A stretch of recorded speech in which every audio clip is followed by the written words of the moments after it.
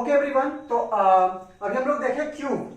Cube क्या फिर से बनाएंगे बेटा, एकदम आराम से रिलैक्स होकर के बनाएंगे बेटा।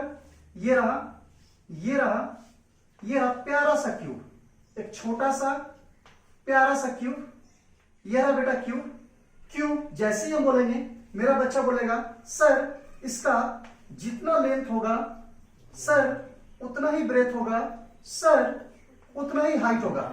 इज दैट क्लियर कि नहीं? जितना लेंथ होगा उतना ही ब्रेथ होगा, उतना ही हाइट होगा, एकदम साफ साफ, कोई डाउट नहीं। इसके बाद क्यूब कैसे बनता है? तो क्यूब बनाने के लिए हमको चाहिए 6 स्क्वायर, हमको चाहिए 6 स्क्वायर।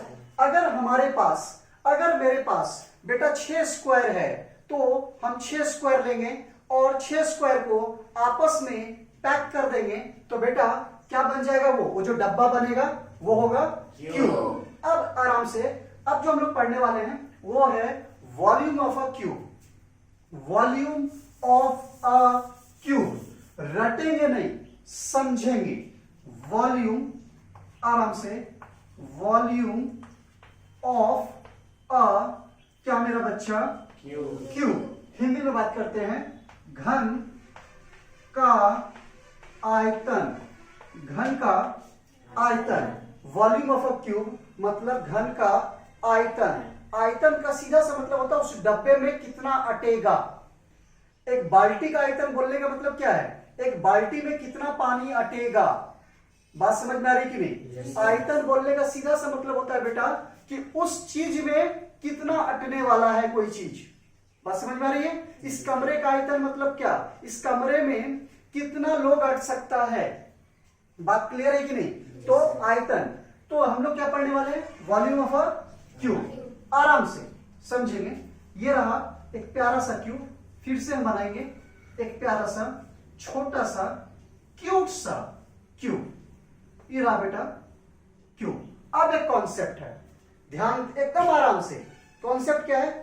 अगर हम किसी चीज को जमीन पे रखें, अगर हम किसी चीज को जमीन पर रखें और अगर वो जमीन के साथ 90 डिग्री का कोण बनाए, अगर वो जमीन के साथ, बात समझ में आ रही है? अगर हम किसी चीज को जमीन पर रखें और अगर वो जमीन के साथ 90 डिग्री का कोण बनाए तो उसका वॉल्यूम होता है बेटा area of base. Area of क्या मेरा बच्चा? Base into height. Area of base into height. ये फॉर्मूला परमानेंट फॉर्मूला है। परमानेंट मतलब एकदम फिक्स फॉर्मूला है। ये फॉर्मूला कहां लगेगा? किसी चीज को जब हम जमीन पर रखें और वो जमीन के साथ कितना डिग्री का कोण बनाए? 90 डिग्री का। मान लो ये रहा बेटा एक डब्बा, ये रहा मेरा एक चौक का डब्बा, ठीक है। अब इस डब्बे को अगर हम मान लीजिए कि अगर इस डब्बे को बेटा, ये मान लीजिए जमीन है मेरा, ये मेरा हाथ है और ये क्या हो गया? जमीन है। अगर इस डब्बे को हम इस जमीन पर रखें, ठीक है, ये मेरा हाथ जो है, ये जो मेरा है पार्ट, ये मान लीजिए जमीन है, ठीक है। अब इस जमीन है और इस डब्बे को हम कहां रख रहे हैं? जमीन पर। और जैसे इस डब्बे को हम जमीन पर रखें, ये जमीन के साथ, ये देखिए ये डब्बा है, ये मेरा जमीन वाला है पार्ट, ये डब्बा और जमीन के बीच में कितने डिग्री का एंगल बन रहा है? 90 डिग्री का।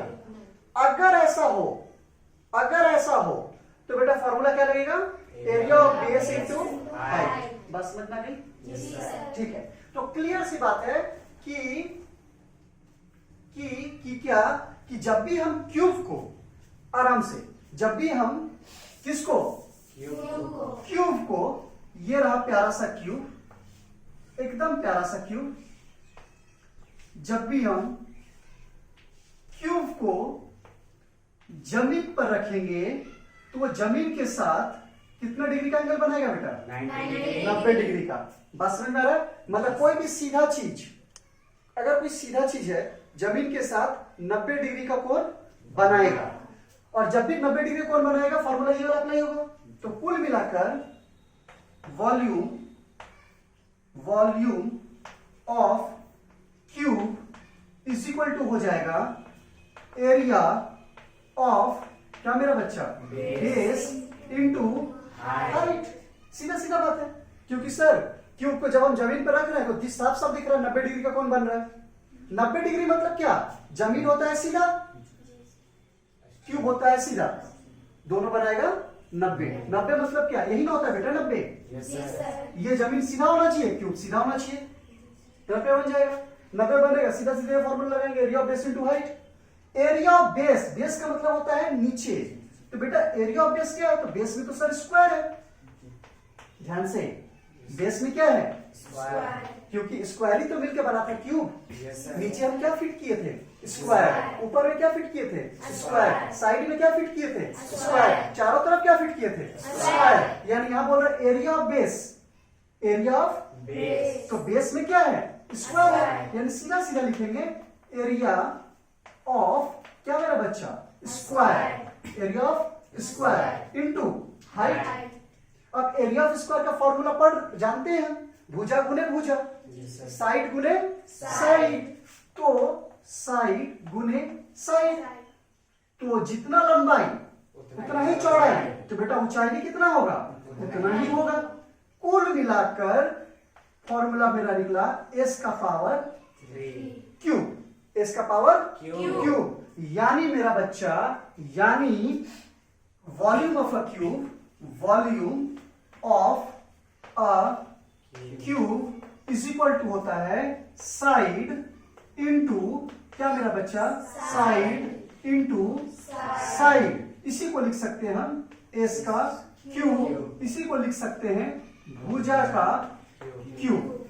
बात समझ में आई कि नहीं बेटा, हम आपको रटवाए नहीं हैं, हम आपको समझाए हैं कि वॉल्यूम ऑफ अ क्यूब, घन का आयतन बराबर साइड का क्यूब होता क्यों है। बात समझ में आ रही है कि नहीं। तो एकदम आराम से कि जो भी 90 डिग्री का एंगल बनने वाला डायग्राम होगा उसमें वॉल्यूम का फॉर्मूला एक ही लगने वाला है, area of base into height. Base में जो होगा उसी को लेके आगे बढ़ेंगे। यहां पर क्यूब में बेस में था स्क्वायर, हम लगा दिए एरिया ऑफ स्क्वायर। अगर बेस में होता रेक्टेंगल, हम लगाते एरिया ऑफ रेक्टेंगल।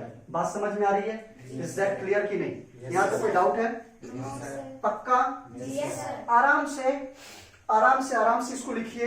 कोई भी डाउट होगा पूछना, कॉन्सेप्ट दिए हैं, कोई दिक्कत नहीं है। चाहते तो डायरेक्ट फॉर्मूला लिख करके याद करवा सकते थे, लेकिन हम चाहते हैं आप चीजों को समझ जाएं। बेटा थोड़ा सा मेहनत लगेगा लेकिन मजा आ जाएगा, मैथ्स बनाने में मजा आ जाएगा। बात समझ में आ रही है कि नहीं। चलो लिख लो इसको जल्दी से।